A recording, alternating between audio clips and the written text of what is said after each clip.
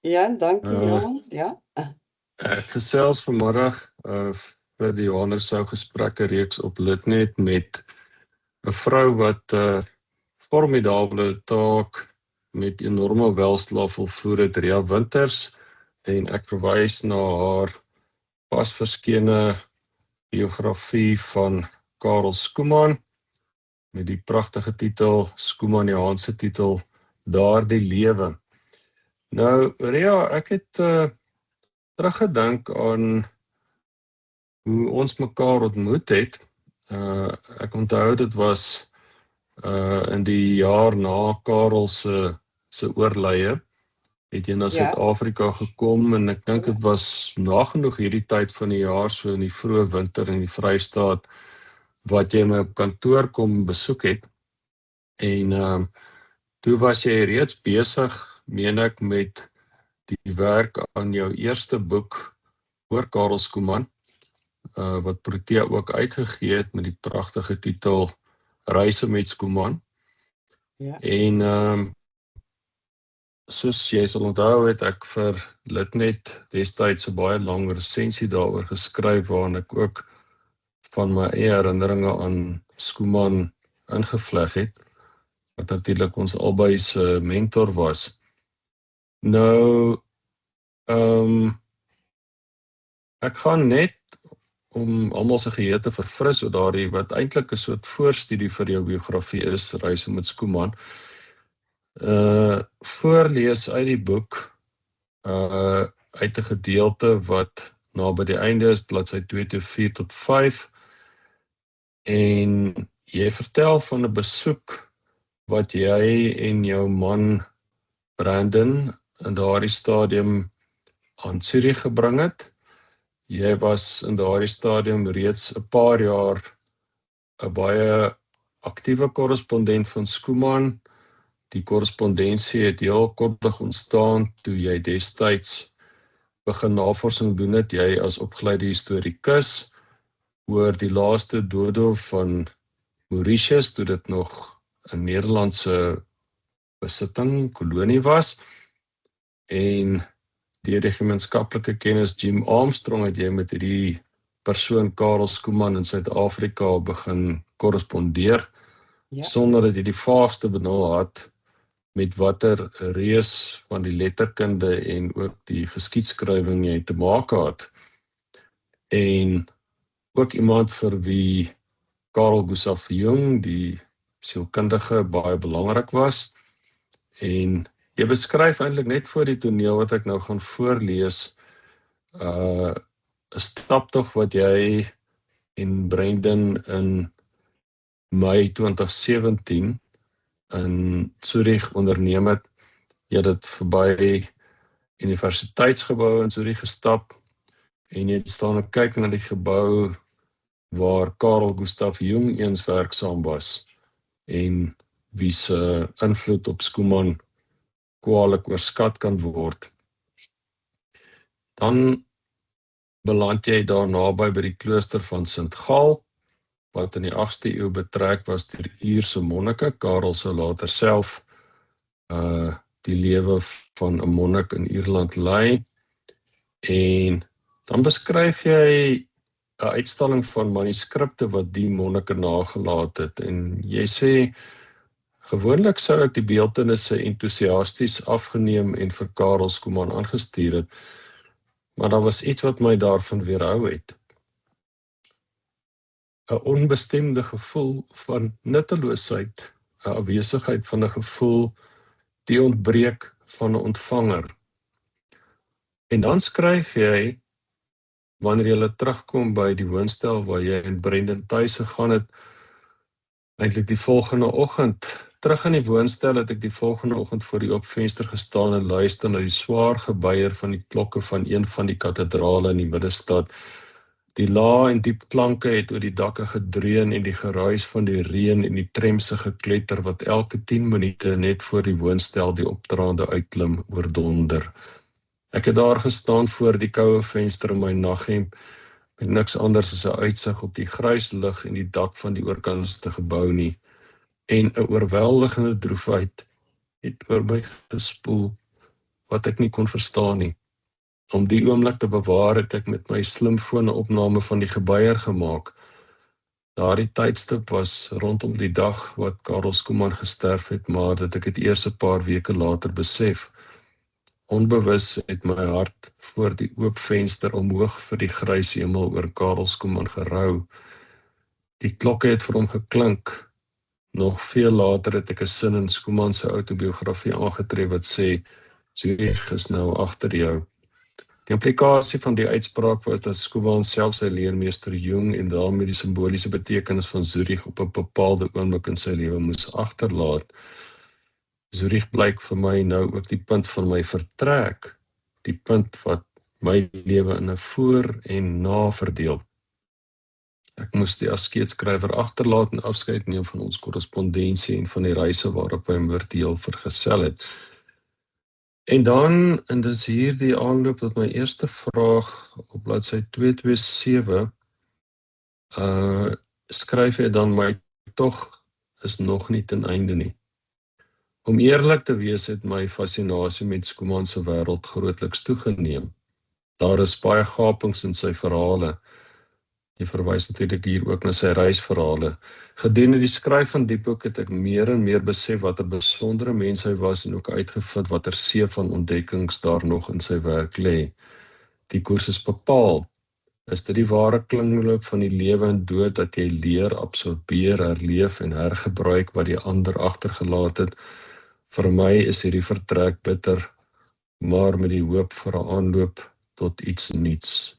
En ek dink, Ria, ons kan vir mekaar sê, dit was, ek het die woorde gelees en vir my wederhalf gesê, hier is Karel Skuman se biograaf. En die boek Skuman, Reise met Skuman was dan die ander tot iets nuuts wat uitgegroei het tot hierdie monumentale biografie. Ek dink sonder die voetnotas is dit meer as 800 bladsye. En dit bring my eintlik by die eerste vraag. Wat het jou laat besluit om hierdie enorme onderneming aan te pak om hierdie biografie oor jou mentor Karel Skuman te skryf? Ja, ek het dit beskou as 'n uitdaging. Ek het gehuiver, want ek het nog nooit 'n biografie geskryf nie.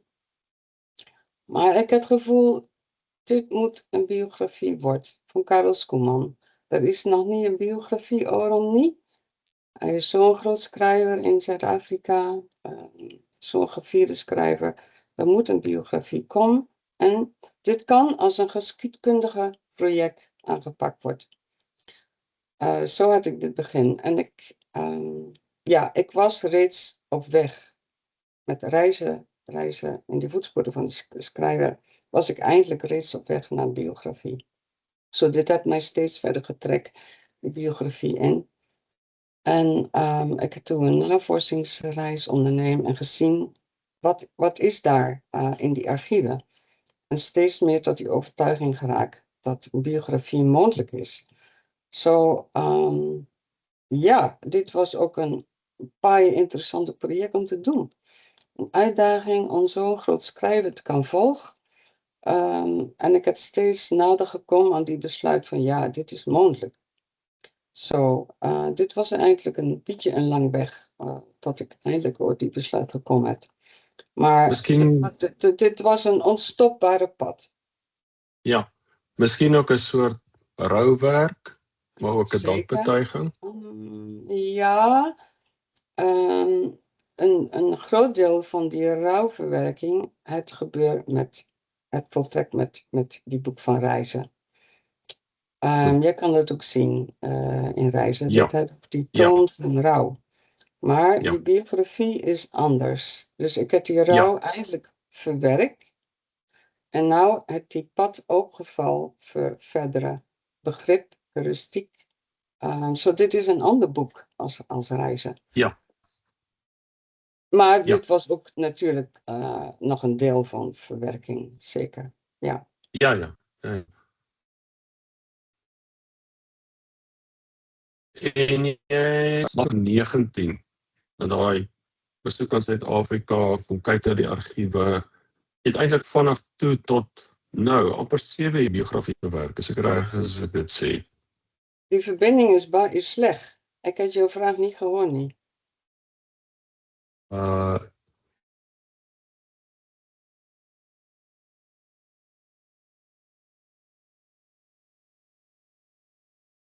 Ja? Is dit nou beter? Ja, ik kan jou horen, maar het is een beetje... Okay, Maar, okay. maar jij hebt gezegd Goed. iets over die 19e eeuw? Ja, my vraag was, ja, jy kom na Afrika en hy omstreeks 19 met en uiteindelik neem die biografie nagenoeg 7 jaar om te voltooi. Ja, ik heb 3 navorsingsreizen. Ik heb 3 navorsingsreizen genomen en 1,5 jaar ze schrijf. Maar die manuscript was reeds in, ja, einde van 2024 was dit gereed. Zo, die publicatieproces was ook bijna lang. Dus dit moest de redactie om even Nederlands naar Afrikaans en Afrikaans om te zetten. En zo meer en zo meer. Ja, dit was, dus die reizen was in ik denk 6 jaar. 6 jaar. Ja. Jy het nooit in die proses moedeloos Of geraak? 5 jaar, sorry, 5 jaar. 5 jaar. 5 Ja. jaar. Het jy ooit in die proses gevoel die taak is te groot wat jy aangepak het, dat jy moedeloos geraak het? Ik geloof niet, zo niet. Nee, want ik heb steeds meer gevind. Dus er was steeds een bemoediging van wat ik in die archieven gevind heb. En dit is deels te danken aan Karel Schoeman zelf. Want hij had baaien van hij had manuscripten, brieven van correspondentie geschenk aan archieven. Zo, ik kon steeds van archief naar archief, ik heb steeds meer gevonden en ontdekt. Dus zo'n breiwerk, jij trekt daaraan en er komt steeds meer. Dus ik heb steeds groter vertrouwen gehad van ja, die biografie, ja, ik heb, ja, ja, dus nee, ik heb niet meer getwijfeld, niet meer gehuilen, nee. Goed. Want in gesprekke wat ek en jy soms tydens die navorsing en die skryfproses gevoer het ek die indruk gekry dat ondanks die feit dat Karel baie privaat was, hy tog spore nagelaat het vir 'n biograaf wat sou kom, nê? Was dit ook jou indruk? Ja, dat was ook mijn indruk. Ja, hij had geweten, die biograaf zal komen. Dus hij was een private mens. Dus dit zal als een verrassing gekomen het. Dit was ook wel een verrassing voor mij. Dat hij toch baaien van ja, manuscripten. En ook zoals zijn correspondentie met Elisabeth Eybers. Dus dat hij geschenk aan die stadsbibliotheek in Johannesburg. Nou, zijn eigen brieven is niet daar niet, maar je kan zien aan die brieven van Eybers wat hij aan haar geschreven heeft. Zo, en dat is gelukkig, is daar correspondent wat nog zij brieven bewaard. En wat ik van een goede aantal van zijn correspondenten ook gekregen heb. En ik dank jullie voor hun vertrouwen, omdat zij mij gegeven heeft. Dus ja, dit heeft die biografie bijverrijk. Ja, maar hij had zeker sporen nagelaten. En hij heeft zelfs aan een vriendin gezegd, of schrijf van, als die biografie ooit hier die brieven in handen krijgt, dan zal je wat horen. Ja, en ik heb die brieven in handen gekregen, ja. Ja, en gelezen, ja. Ik heb Ja. niet alles in zijn biografie geschreven. Nee, dat was ook bij persoonlijke zaken dingen wat ik niet opgenomen en niet ingesluit niet. Ja, ek moet ook sê as iemand wat hom natuurlik self vir 'n tyd lank intiem persoonlik geken het en ervaar het hoe privaat hy is. Ek dink vir enige iemand wat die boek gaan lees, Karel het nie altyd, sal ons maar sê, soos 'n engeltjie geleef nie. Hy het ook sy jare van storm en drang gehad, maar ek het nooit ooit die indruk gekry dat jy hier besig is om daardie soort van sensasionele goed oop te vlek of wat ook al nie. Dit het gegaan oor wie was hierdie mens en die verhouding met sy werk, en ons sal later daarna toe terugkom. So dit was vir my ook as leser baie roerend, die respek en die gevoeligheid waarmee dit gedoen is, sonder dat hier 'n hagiografie geskryf het. 'n Mens kry nogal 'n Karel met vratte en al, warts and all, like soos die Ja, Engelse uitdrukking. Maar ja, ek wil net 'n bietjie ook vra oor die argiewe. Kyk, soos jy nou reeds gemeld het, daar was heelwat van sy korrespondensie wat nog in privaat besit is. Maar dan net sommer, kan jy vir ons net 'n idee gee van in watter argiefplekke is oral materiaal van Karel wat jy gebruik? ja. Dit is in die Stadsbibliotheek in Johannesburg. Daar is 2 van zijn manuscripten. Een ander land en hier die leven uit een geschenk. Zo mens kan zijn manier van schrijven bestuderen. Want het is handgeschreven manuscripten. En daar is ook die archief van Elisabeth Eybers, zijn brieven.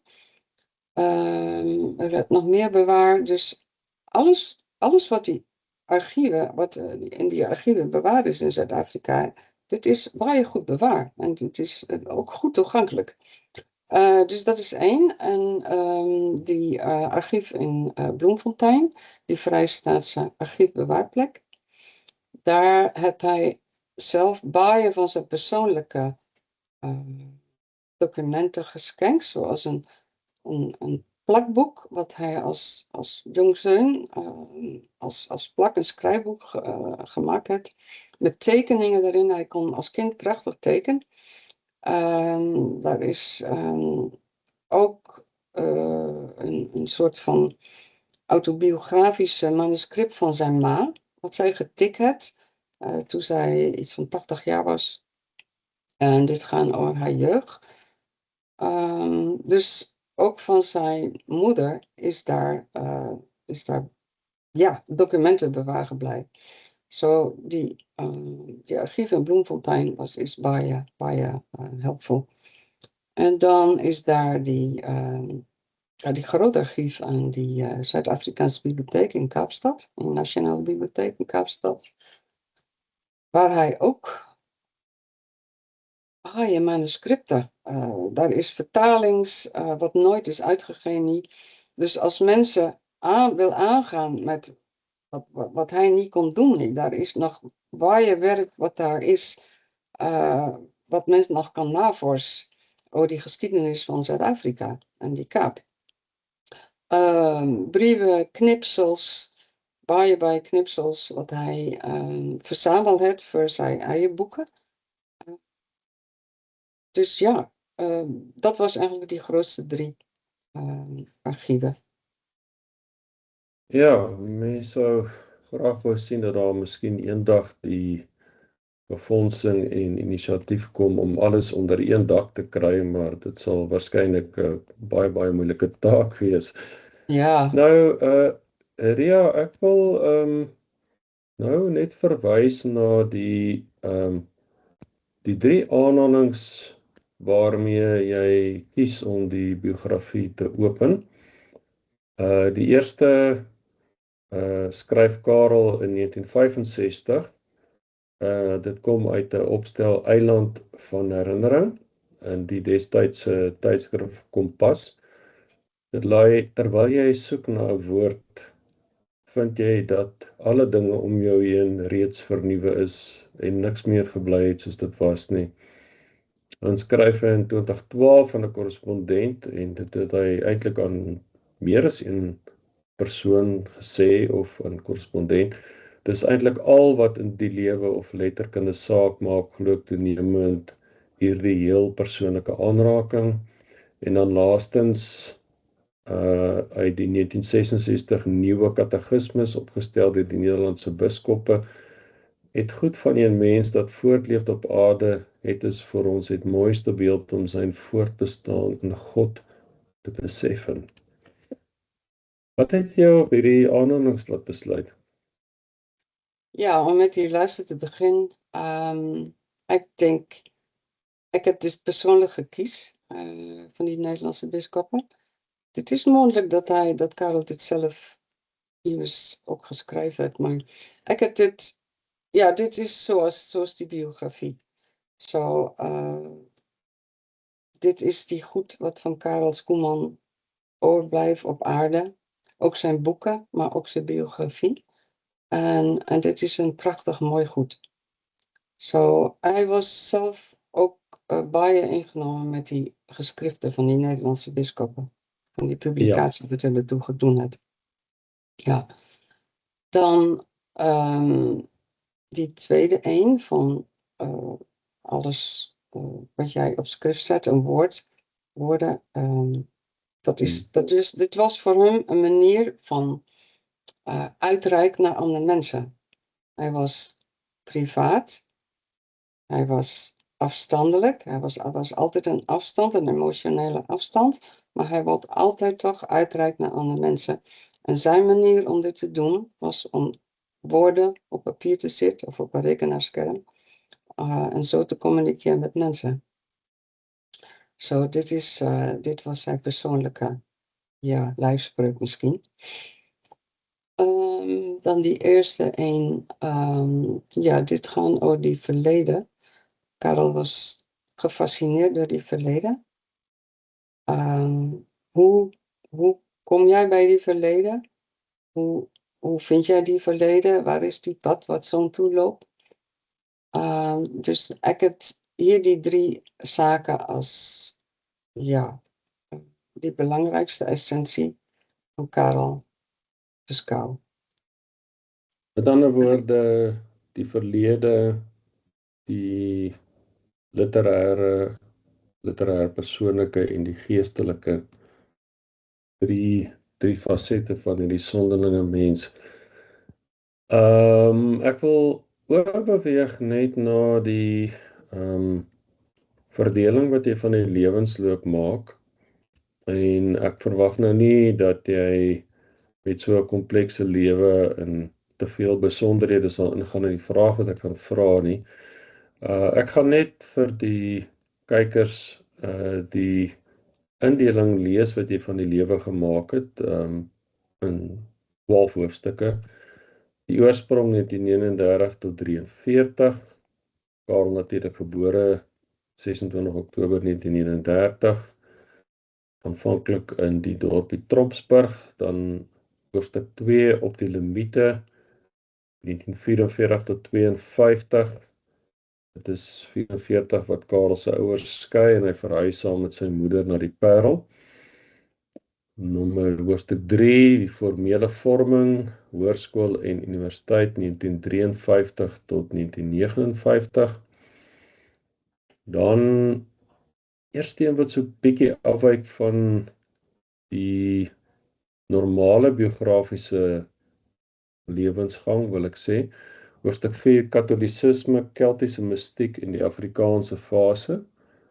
1960 tot 67, dit dek die jare wat Karel baie toegewyd katholiek was, Ierland ontdek het, ook daar gewoon het in 'n klooster en 'n tyd lank studeer het in Bolwe aan die universiteit en baie sterk oor Afrikaans begin voel het, dit begin toeëien het. Nommer 5, hoofstuk 5, losgeslaan, 1968 tot 76, die jare wat Karel kortstondig terugkeer na Suid-Afrika, nie werklik sy voete hier vind nie en terugkeer na Europa waar hy op verskeie plekke woon. Dan kom hy terug in die veelbehoë jaar van 1976, baie kort na die Soweto opstande van Junie 76 en dit is hoofstuk 6 wat jy dan skryf oor Pretoria, die oorgangsriete 1977, oorgangsjaar in Pretoria. En dan hoofstuk 7, Bloemfontein en die wending tot geskiedskrywing 1978 tot 81. Dis die fase waarin, net om die kyker te herinner, Karel sy eerste baie groot geskiedkundige werk, Bloemfontein, die ontstaan van 'n stad, oor Bloemfontein skryf, en ook die jare waarin hy sy eerste werklike groot roman skryf sonder om afbreek te doen wat daar voorkom, naamlik 'n ander land, ook afspeel in Bloemfontein in die 1870s. Dan gaan ons na Kaapstad, hoofstuk 8. Dit dek die jare 1982 tot 88. Onthegting, vervreemding en 'n hoë produksie. Dit is ook in hierdie jare wat hy met die roman Afskeid en Vertrek begin, maar ook ontsettend baie historiese werk produseer. Dan is daar nog 'n hoofstuk oor Kaapstad, hoofstuk 9, wat die jare 1989 tot 98 dek, en jy noem die hoofstuk Stabilisering. Dan hoofstuk 10, die einde van fiksie, afgetree en terug na Europa. Karel tree af in Tromsburg, bedek die jare 1998 tot 2006. Verskeie besoeke aan Europa word in die tyd gebring, waaronder byvoorbeeld die pragtige boek Stamland. En dan kom jy by hoofstuk 11, Afskeid, 2007 tot 2017, die laaste 10 jaar van sy lewe wat hy terugkeer na Bloemfontein, en hoofstuk 12, die Vertrek, 2017. Dit kon nie eenvoudig gewees het, sou ek raai, om hierdie soort verdeling van die lewensloop te maak nie. As jy terugkyk nou, sou jy ons 'n bietjie kon vertel, hoe het jy by hierdie verdeling uitgekom? Want dit val eintlik baie mooi uiteen. Dis vir my, toe ek daarna gekyk het, wat ek self van sy lewe geweet het, was dit enerzijds, ja, 'n boekstawing van datums van die man se lewe, waar hy gewoon het, waar hy gewerk het, wat met hom gebeur het, maar tegelyk val dit baie mooi saam ook met sy eie geestelike reis. Eers 'n reis uitwaarts en dan later, nadat hy jong ontdek en die reis wat inwaarts gaan, wat vir hom so belangrik word. Maar jy sien dit werklik ook in hoe hy om al hoe meer teruggetrek het, ook op die platteland in die Vrystaat en so. Net so bietjie iets oor die lewensloop. Hoe het jy by hierdie verdelings uitgekom? Ja, ek het vry vinnig by 'n dergelike verdeling, by die idee van so 'n verdeling uitgekom het, omdat daar is ek wou die verbinding lê tussen sy verblyfplekke, tevens sy gemoedstoestand en sy skryfwerk. Want die biografie is vooral hoofdzakelijk een verbinding tussen zijn leven en zijn schrijfwerk.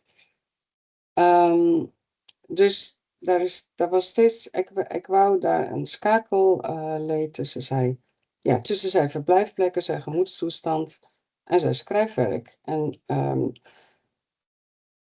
elke keer als hij verhuisde, dan was daar ook een drijfveer wat hem gedreven had om te verhuizen, om te trekken. En daar was gereeld ook schakels naar zijn veranderende schrijfwerk.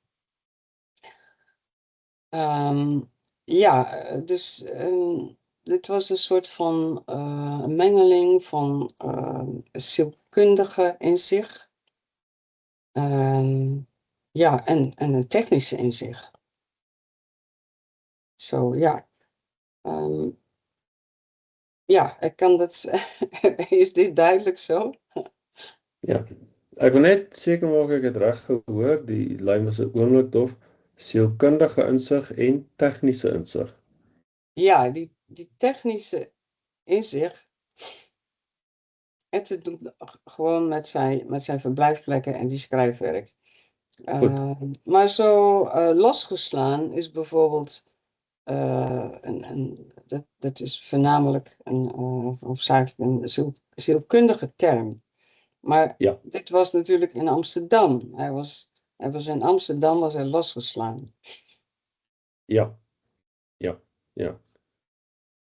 Daar wil ek jou ook iets oor uitvra as jy nou terugkyk na wat jy eintlik van Karel Schoeman wys geword het in hierdie navorsing en skryfproses. En dit is die enigmatiese spanning in hom as mens en ook eintlik in sy skryfwerk. Tussen enerzijds 'n baie diep verworteldheid in waar hy vandaan kom in die Afrikaanse taal, ook in Nederlands, wat eintlik sy moedertaal was. Anderzijds hierdie feitelik lewenslange versigtiging om uit te gaan, om weg te gaan, om afstand te kry, om afstand te neem. Hoekom dink jy was hierdie twee impulse so sterk in hom? En het hy dit ooit geïntegreer? Je bedoelt afstand nemen en? Enerzijds omarm die plek waar hy vandaan kom, vier jou wortels. Ek meen, min mense het so die Vrystaat geskryf en so poëties. En tegelijkertijd wil jy weggaan. Jy wil hierdie skoonheid Ja, dat was inderdaad. Jy wil nooit weer iets te doen hê met Suid-Afrika en dis meer, ja. Ja, dat was inderdaad een paradox. Ja, hij uit die Afrikaanse cultuur uiteindelijk omarmd, maar hij had ook afstand ervan genomen. En dit had te doen met die Zuid-Afrikaanse geschiedenis. Een vriendin van Karel had hem ooit gezegd, hij had een romantische kijk op die Afrikaner cultuur. Ja. Ik weet niet. Maar dit is recht, ja. Hij had gehouden van die mensen van zijn vader. Ja. Hij wou ook steeds een Afrikaans schrijven. Ik had geen enkel spoor ervan gezien dat hij bijvoorbeeld in Europa een Engelstalige schrijver wou worden. Of Nederlands. Nee, hij had steeds voor die Afrikaanse lezers, dit was steeds zijn leespubliek en dit het onveranderd gebleven. Maar daar was ook een soort van educatieve aspect in zijn schrijven. Vooral hoofdzakelijk in zijn niet-fictie, maar ook in zijn vroege fictie was daar een educatieve, hij wil die mensen van zijn vader onderrichten. Ja. Hij wil bij die Afrikaners leven, hij wil maar hij toch ook weer niet. Ja, hij was ook half Nederlands. Dus hij had het ook een Nederlandse kant gehad. Ja, daar was een zekere nuchterheid in hem, wat hem ook afzijdig gemaakt heeft. Hij was natuurlijk ook bij het privaat, het werd hem afzijdig gemaakt. Hij wou steeds afstand. Daar die leven. Ja. Maar hij was zeker dat die Afrikaanse cultuur mag niet verloren gaan. Niet. Dus in Ierland had hij zijn Afrikaanse wortels gezien, want hij had gezien wat die Engelse overheersing met de Ierse cultuur gedaan had. En dit mag niet gebeuren met die Afrikaanse cultuur niet. Het is belangrijk om die eigen cultuur te behouden. Ja.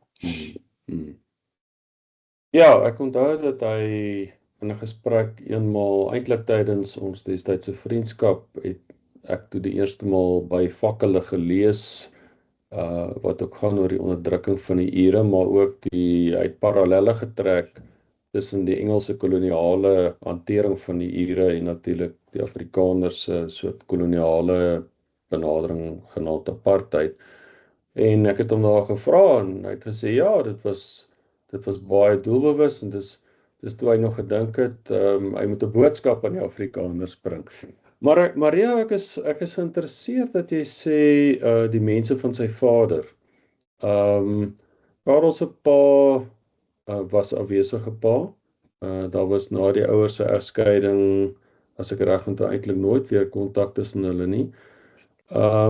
En jy is in die boek eintlik, ek wil sê jy is baie versigtig om nie te verval in goedkoop psigoanalisering nie. Maar het is interessant dat jy dit so uitdruk, sy vader se mense, want sy ma was baie sterk Nederlands, hoewel sy oupa aan moederskant wat Afpop gestig het, natuurlik 'n Nederlandse Afrikaner nasionalis was, né? En ek meen dit het ook na sy moeder oorgedra.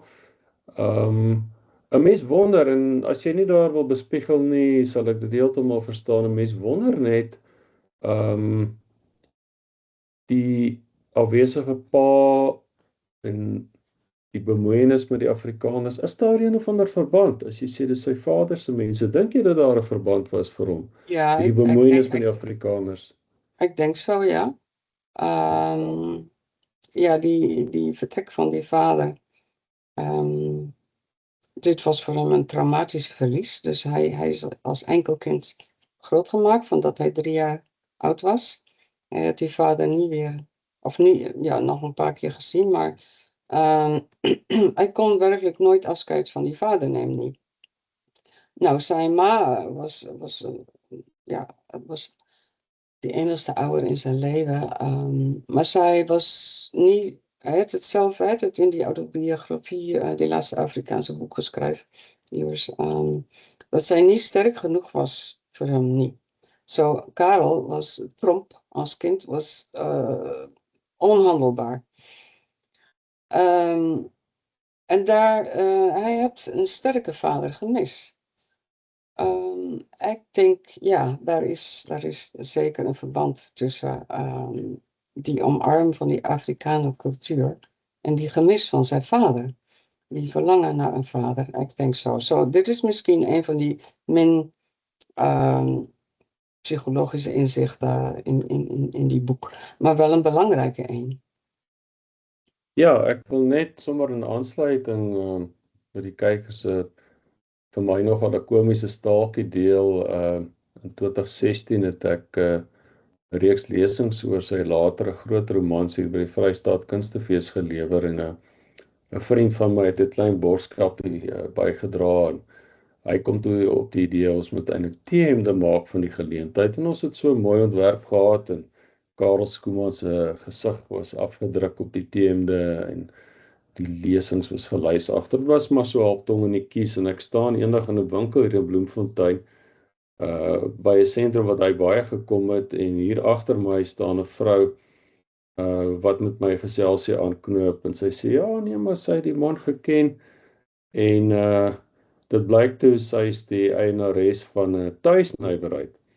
En sy sê, ja nee, Karel was baie lief daarvoor om baie gereeld in te kom en beskuit te koop. Hy was baie lief vir sy beskuit, en daar's natuurlik niks soos eie aan Afrikaner kultuur is beskuit nie. Dis natuurlik nie net Afrikaner kultuur nie. Ouma beskuit is vandag 'n Suid-Afrikaanse delikatesse, maar is eintlik tekenend daarvan gewees. Ook sy voorliefde vir amper eintlik iets van modieuse klere geskoei op die ou boere aangetrek, het so ek sê, die liefde vir kakie, die seemsleerjas, en so aan en so aan.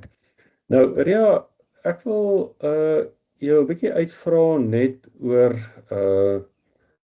ons het nou verwys na Karel se moeder, wat 'n merkwaardige vrou was, en dit kom pragtig ook uit in die biografie. Ek moet jou ook komplimenteer, en ek is dankbaar daarvoor dat jy eintlik iets in die biografie doen wat ek dink Karel baie sou waardeer het, omdat dit vir hom belangrik was in sy geskiedskrywing, dat soos hy het gestel het, om mense aan die vergetelheid te ontruk. En dit blyk baie duidelik in die biografie, en dit was vir my een van die verrassende ontdekkings, want Karel het dit best moontlik self nie geweet nie, dat sy moeder agter die skerms baie betrokke was by sy lewe. Sy was in gereelde korrespondensie met sy uitgewers, met gemeenskaplike vriende en kennisse en so aan, en 'n mens leer haar ken as werklik 'n merkwaardige vrou. Mens kan net dink om vir haar as enkelmoeder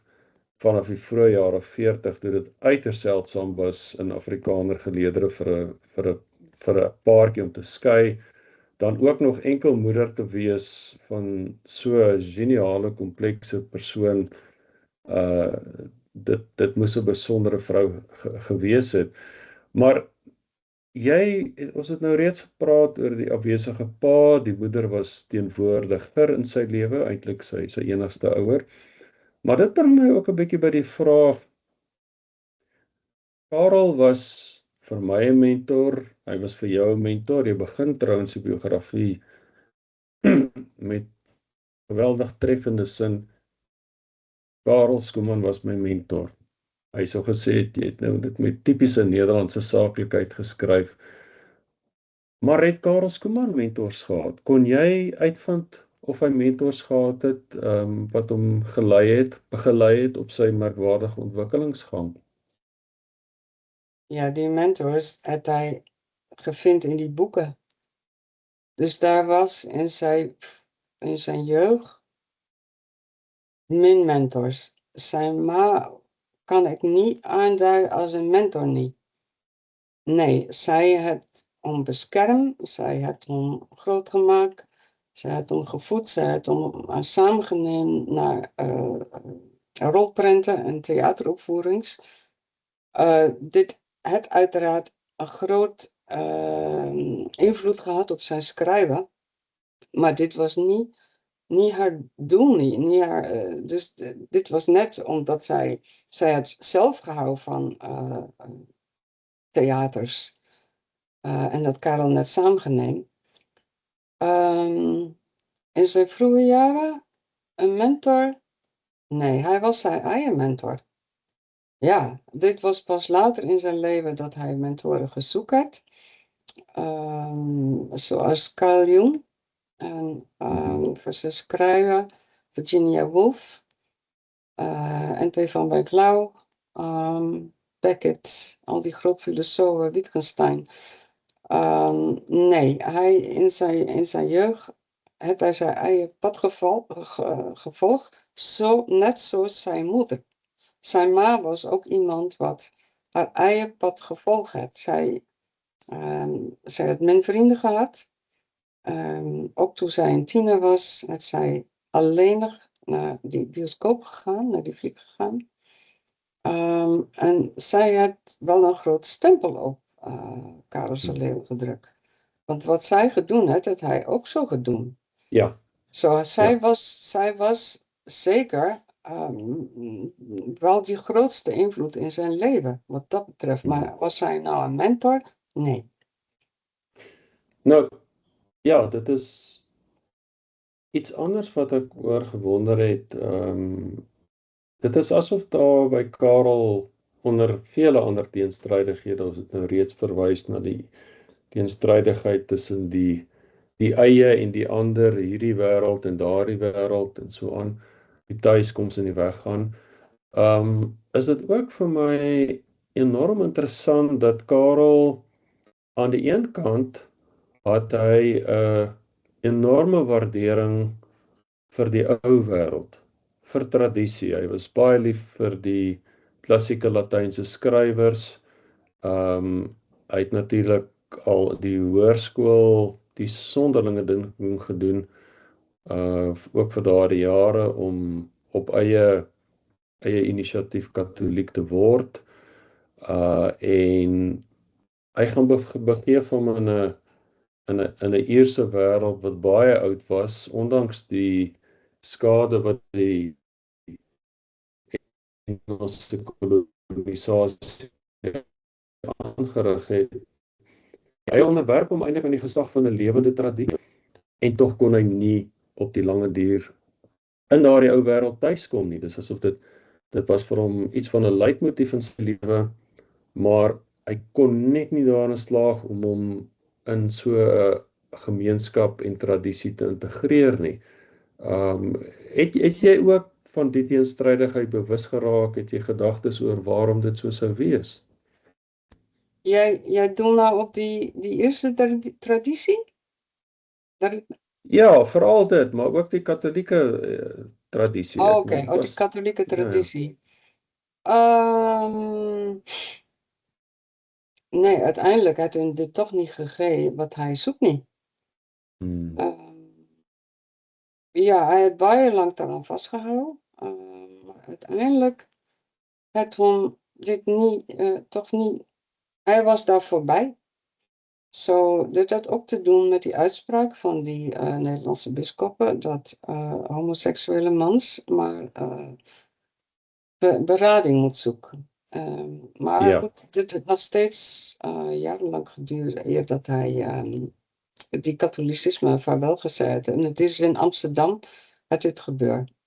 In Amsterdam hadden we voor die laatste keer naar die katholieke mis gegaan.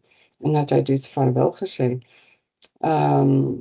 Ja, dit had hem uiteindelijk niet gebied wat hij gezocht had niet. Jaren later had hij gezegd, die unitariërs is die enige geloof wat ik kan waarderen. Dus misschien was Ook dit... bekend as die Quakers, nee. Oh, ik weet niet. Maar dit had hij immers gezegd, die unitariërs. Maar Ja, als jij... as ek my nie misgis, ja.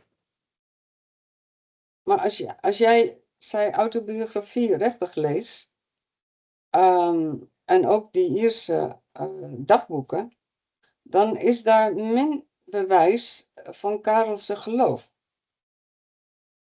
Hij had het interessant gevonden, baie interessant, om onderdeel te wezen van die traditie, van die oude geschiedenis. Hij had hemzelf gezien als onderdeel van die geschiedenis van die katholieke kerk.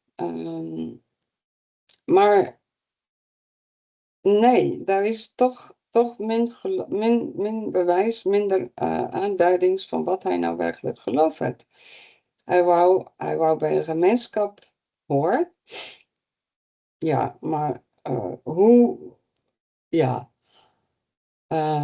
Maar goed, daar hou ook een biografie op. Want ik weet dit niet. Ja. Nou, het vra oor sy tyd in die Ierse klooster. Ondanks die feit dat hy mettertyd sy geloof verloor het, dat hy afstand geneem het van die Katolieke Kerk, sou jy saamstem dat die klooster bestaan tog op hom ook 'n belangrike invloed uitgeoefen het? Wat sou die aard van die invloed wees? Hoe het dit hom vergesel daarna die res van sy lewe? Of die klooster in Ierland een invloed op hem gehad heeft? Die stilte, die askese. Ja, maar er was min askese in die Franciscanen. Er was min askese. Die eerste jaar in Killarney, in die novicejaar, hij schrijft het ook in die autobiografie van daar is min askese. Ja, daar was een zekere regelmaat in die dagen van, ja, hij had gehouden van die gebeden. Ja, hij had daarvan gehouden. Dit was misschien die enige, die gebeden. Maar ja, dit was ook allemaal jong Ierse zoons. Hulle het naar die klooster gekomen, ja, om broeder te worden, ik weet niet, omdat hulle niet een ander leven gehad had, niet. Maar dit was glad niet die monnikenwezen wat hij gezocht had, niet. Nee, Ja. maar die invloed van Ierland was natuurlijk verschrikkelijk groot. Maar dit was eerder die geschiedenis van Ierland en die Ierse cultuur. En dat hij daar zijn Afrikaanse wortels gevonden heeft. En ik moet het niet vergeten, die Keltische verhalen. Dit had hij interessanter gevonden als die katholieke ideeën. Dus dit was vooral die legendes, die Ierse legendes, eigenlijk die voorchristelijke legendes, wat hem beïnvloed heeft. Ja, en waar hij ook bij over geschreven heeft. Zo, dit was een grote opbrengst van zijn Ierse tijd. Want dat was 2 Ierse dagboeken, 3 vertalings of bewerkings van legendes, Ierse legendes en die roman bij Fakkeldig. Ja. Ja, Ja. en hij heeft nog een paar keer teruggereisd naar Ierland toe om die legendes te vertalen en te bewerken. Ja. Met ander woorde, Karels Oh, die beeld is stil nou, ik hoor jou niet. voorliefde vir 'n betroulik gestroos. Dit nou beter? Kan jij die laatste vraag herhalen? Ja. Karel het nog later in sy lewe 'n baie gestroopte lewe geleef vir praktiese doeleindes celibaat.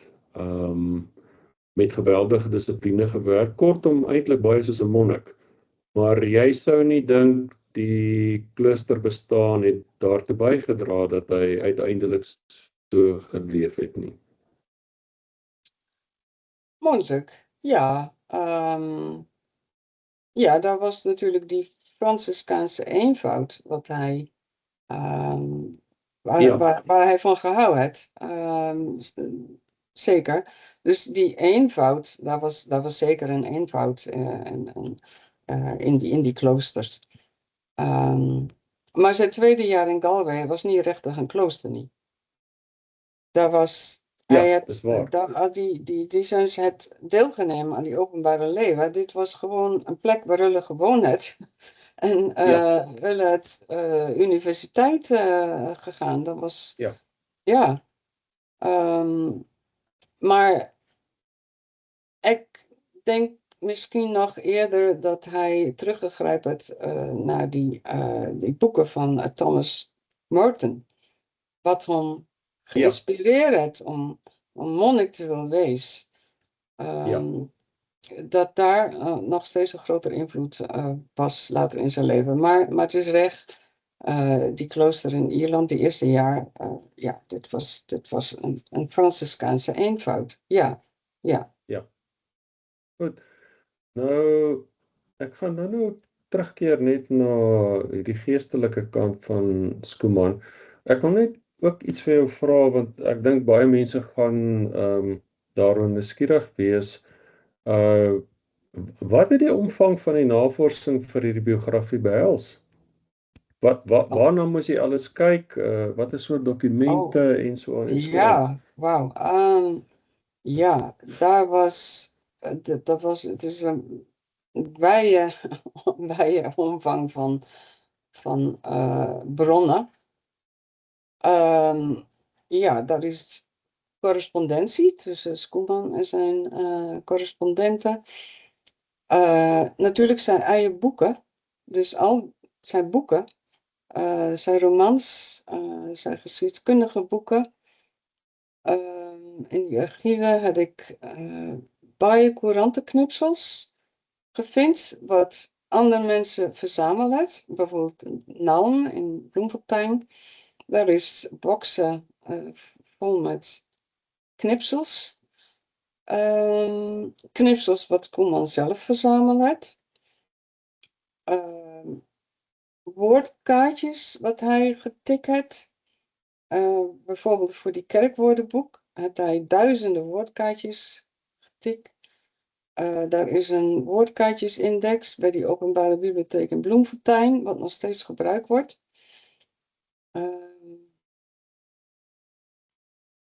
Boxen vol met materiaal wat hij zelf verzameld had voor zijn eigen navorsing. Hij had het nagelaten.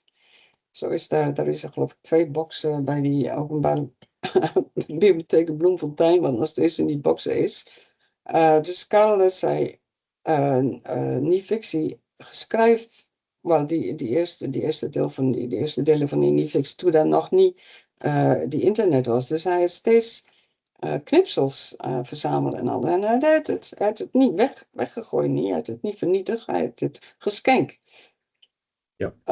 Nou ja, zijn eigen manuscripten natuurlijk, handgeschreven manuscripten, ander land, wie die leven, verkenning. Ja. Ik had bij één correspondent, Mark Ingel, uitgekomen. En hij had al Karel zijn brieven bewaart in 7 van die dikke klappers. Ja, Boxlers. ja, boxlayers, ja. Klappers is dit in Nederlands. Ja, Dus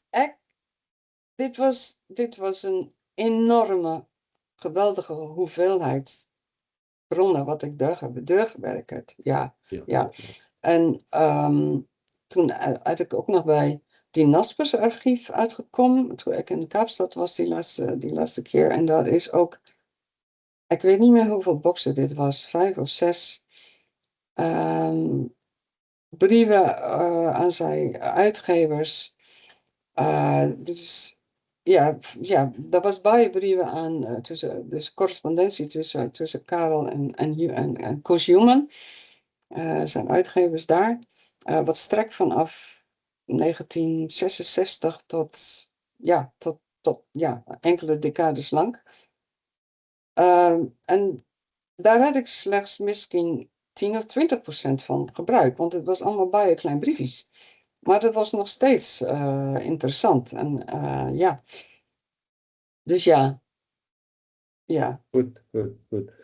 Nou, iets wat ook hierbij aansluit, dit is 'n interessante feit van Karel se lewe dat hoewel hy baie sterk sy eie kop gevolg het, baie hardkoppig was, baie individualisties, tegelykertyd het hy 'n reusagtige kring van korrespondente, kennisse, vriende, familie ensovoorts gehad en jy het nou verwys na sy uitgewer by Human en Nassau Koos Human. En hierdie mense het hom lewenslank van omvangryke hulp en ondersteuning voorsien, waarsonder hy ongetwyfeld nie sy boeke sou kon geskryf het nie. Ek dink nou byvoorbeeld aan my vriend Daniel Hugo wat hom per geleentheid hier in die Vrystaat moes rondry, want Karel natuurlik nie bestuur nie, vir navorsing wat Karel gedoen het. Maar iets wat vir my interessant is, Ria, jy sou ook nie die biografie kon skryf sonder die hulp wat jy ontvang het van kennisse, vriende, familie, selfs eertydse minnaars nie. Wat was jou ervaring as jy mense genader en sê ek skryf Karel Schoeman, sal jy my help? Hoe was die reaksie oor die algemeen? Het jy baie hulp ontvang en so meer? Dit was een mengeling. Sommige mensen uit verkiezen om niet die correspondentie te geven, niet. Maar baie heeft dit gedaan en heeft mij vertrouwd daarmee. Wat was hun reactie? Dat was ook verschillend. Afhankelijk van hun connectie met Karel. Ik heb gezien dat sommige van hun het een baie ondersteun en hun was baie goede vrienden. Voor hem. Ik denk andersom, er was steeds een afstand. Karel had meestens over die algemene afstand behouden. Maar er was zeker mensen wat hem ook ondersteund had, ook zelfs financieel.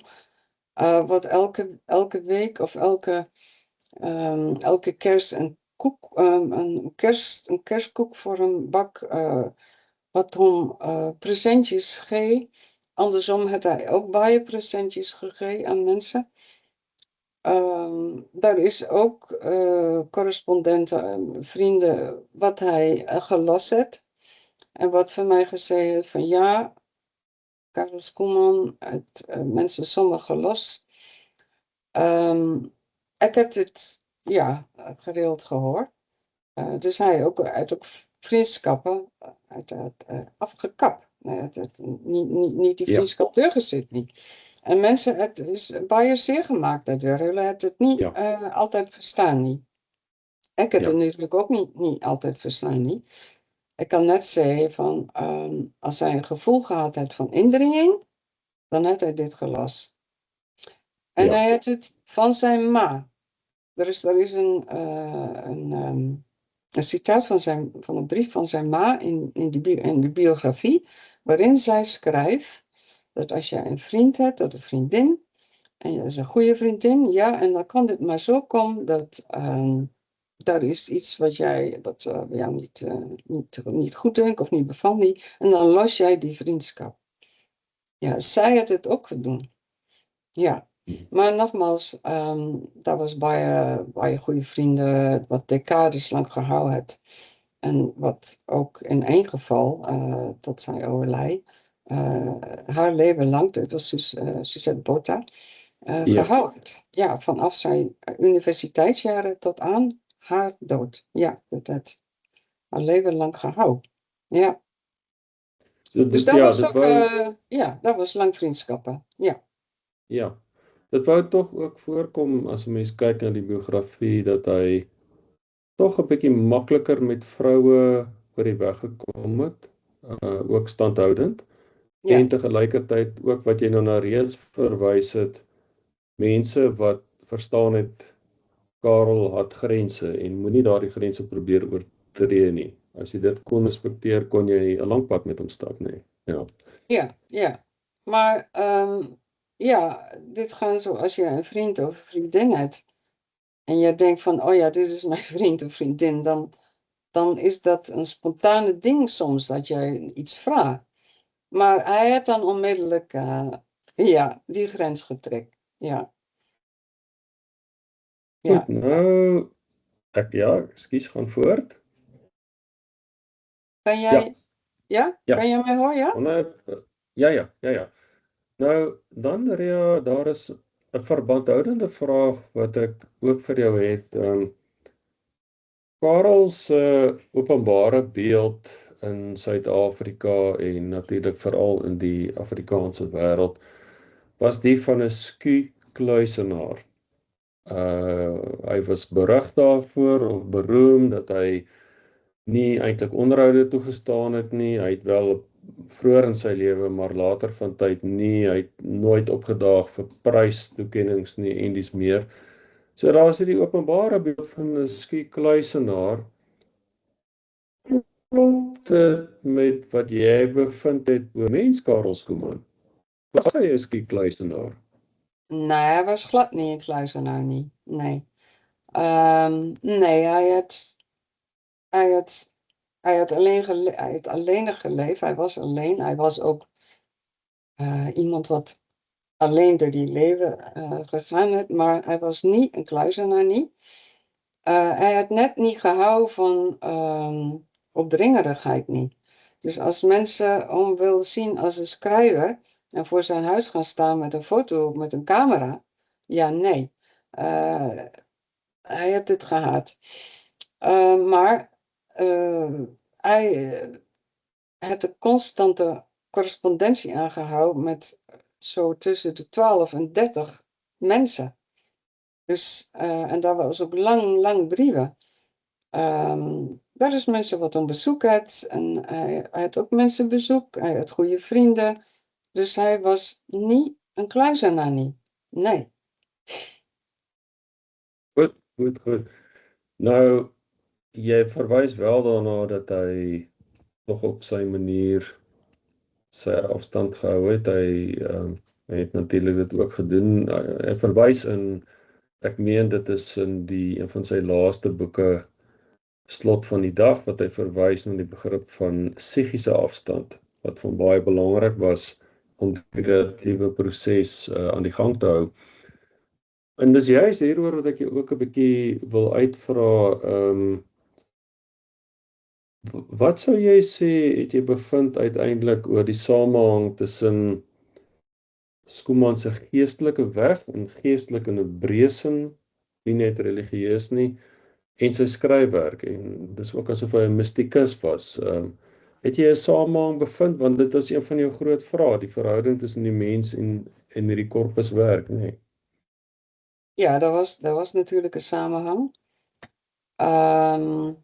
Hij had, nadat zijn ma gesterven had, was daar, dat was weer zo'n schakeling tussen iets wat gebeurd had en die verandering in zijn schrijven.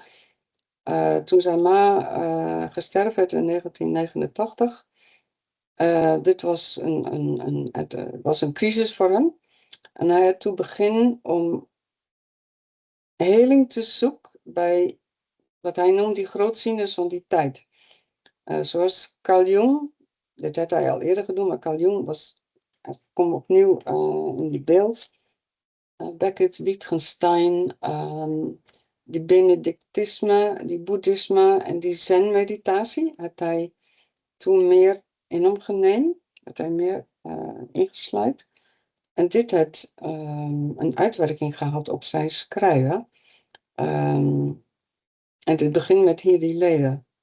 Dus, en jij kan zien dat daar zij onbewuste meer zijn schrijfwerk overneemt. Dus hij had, en dat is een ding wat ik van hem geleerd heb, hij was mijn mentor, dat jij moet die leven gaan aan, jij moet meer dingen, jij moet het toestaan dat dingen, dat jouw onbewuste dit overneemt. Dus dit is ook wat jij vindt in zijn systemromans. Dus die ritme, wat overneemt. Eerst komt die gevoel, die ervaring. En dan die ritme en dan die woorden. Dus ja, dit had een weerklank in zijn latere romans, ja. Dus So die jy het bevind met ander woorde, Ria, dat naarmate daar na die dood van sy moeder 'n soort persoonlike integrasie plaasgevind het en integrasie tussen bewus en onbewus. Dit was eintlik die voorwaarde vir daardie 4 groot romans. Ja, reg. Ja. Dus reg, ja. Ja. Nou, ons staan einde se kant toe. Ek wil jou ook iets vra. Is 'n vraag wat mense baie hoor onder Schoeman lesers. En dit is gewoon, wat dink jy is dit wat Karel gemotiveer het om so ontsettend baie te skryf? Wat hem gemotiveerd het. Ja, Dit is waarom het hy net, so baie geskryf? ja, dit is net wat hij gedoen heeft, schrijf. Dit is alles wat hij gedoen heeft. Lezen, schrijf. Schrijven was voor hem een manier om zijn gevoelens te verwerken. Ja. Dus Karel Schoeman was een schrijvermens, een unieke soort mens, wat slechts zijn gevoelens kan verwerken door hulp op papier te zetten. Of op een rekenaarscherm te tikken. En dit was een compulsieve creativiteit ook. Dus dit was alles wat hij kon doen. Dus die creatieve impuls het steeds gepleit tot op de dag van zijn dood. Dus een motivatie, dit was niet een soort van bewuste motivatie niet. Dit was een innerlijke drijfveer, zou ik dit willen noemen. Ja, dus alles wat hij voelt, wat hij ervaart, dat krijgt uiting via zijn handen of op die schrift, op die tikbord. Ja. Ja, en dit is waarskynlik waarom daardie aanhaling wat hy Virginia Woolf genaal het, eers kom die gevoel, ervaring, dan die ritme, dan die woorde, het hy toegeëien om dit so beskrywend was van sy manier van bestaan. Dis soos hy geleef het. Ja, dit was zijn leven. Ja. Schrijven was zijn leven. Ja. Nou, dit bring my ook by die onvermydelike vraag oor sy dood. Waarom dink jy het hy uiteindelik gekies om op so 'n wyse uit hierdie lewe te vertrek? Ja, Was daar 'n samehang miskien met ophou skryf ook? Het is reg. Op die oude eind uit die muze het hom verlaat. Dus hij moest skryf, maar die skryf het hom nie meer die voldoening gegee en die plesier gegee nie. Dus wat doen jij als jouw muze jou verlaat het en er is niks anders nie? So, dit was die belangrijkste reden, denk ik, waarom hij verkies het om verzelfdoding. Maar daar was ook nog iets anders. Hij was ook bevreesd. Hij wou niet als een bedleende persoon in die situatie komen niet dat andere mensen voor hem moesten zorgen. Niet. En daar was een probleem met zijn benen. Hij was niet werkelijk gezond meer, niet. Maar dat schrijven hem niet langer voldoening gegeven het. Niet, ja, dit was een groot ding voor hem. Ja. Goed. Ja. Ja, 'n slotvraag, 'n laaste vraag.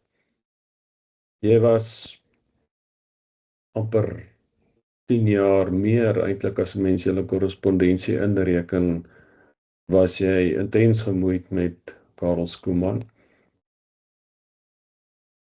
Wat neem jy van Schoeman saam met jou?